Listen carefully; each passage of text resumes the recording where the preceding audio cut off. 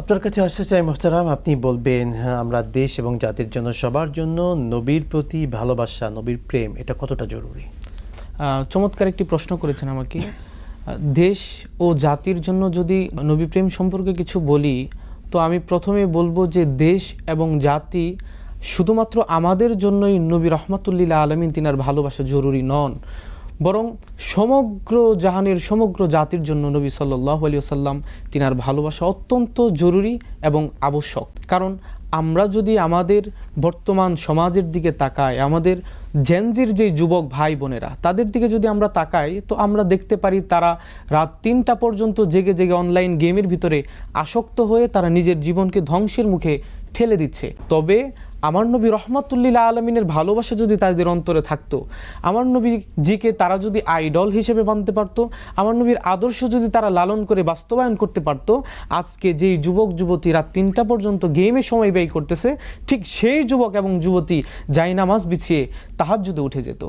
আর আমার নবী রহমাতুল্লিল আলমিন তিনার ভালোবাসা, তিনার আদর্শকে লালন করা এই বর্তমান সময় আমি মনে করি যুবক ভাই বোনদের জন্য অত্যন্ত গুরুত্বপূর্ণ। এবং আমরা যদি আমাদের দেশের দিকে তাকাই, বর্তমান আমাদের দেশের যে পরিস্থিতি, আমাদের দেশে আমরা দেখলে আমাদের ব্যবসায়ী ভাইদেরকে যদি দেখি, বর্তমানে মাহে রমাদান মাস চলতেছে।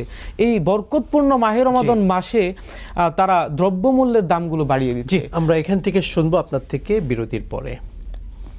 দর্শক মণ্ডলী, এসআরটিভির পর্দায় আপনারা উপভোগ করছিলেন মুনতাহা স্টিল নিবেদিত বরকতময় মাহে Ramzan, powered by Aziz plastics limited, সহযোগী স্পন্সর বিআরবি এবং হোমল্যান্ড ডেভেলপমেন্ট। নিচ্ছি বিরতি, সঙ্গেই থাকুন, ফিরছি ইনশাআল্লাহ।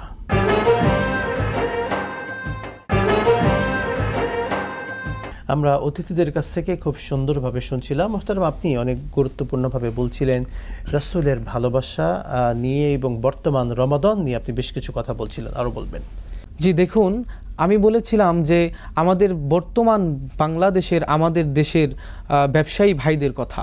তারা এই মাহে রমাদান বরকতপূর্ণ মাসে তারা তাদের দ্রব্যমূল্যের দামগুলো বাড়িয়ে দিচ্ছে এবং এই দ্রব্যমূল্যের দাম বাড়ানোর পিছনে তারা সিন্ডিকেট তৈরি করছে, তারা প্রতারণা করছে এবং কি মানুষকে ওজনে কম দিচ্ছে। কিন্তু তারা যদি আমার নবীকে আইডল হিসেবে মানতে পারতো, আমার নবীজির ভালোবাসা অন্তরে ধারণ করে আমার নবীজির আদর্শ বাস্তবায়ন করতে পারতো, তাহলে তারা অবশ্যই দেখতো পবিত্র কোরআনে আল্লাহ পাক রব্বুল আলামিন বলেছেন ওয়াইলুল লিল মুতাফফিফিন। আল্লাহ রব্বুল আলামিন বলতেছেন তারা ধ্বংসপ্রাপ্ত যারা ওজনে কম দেয়।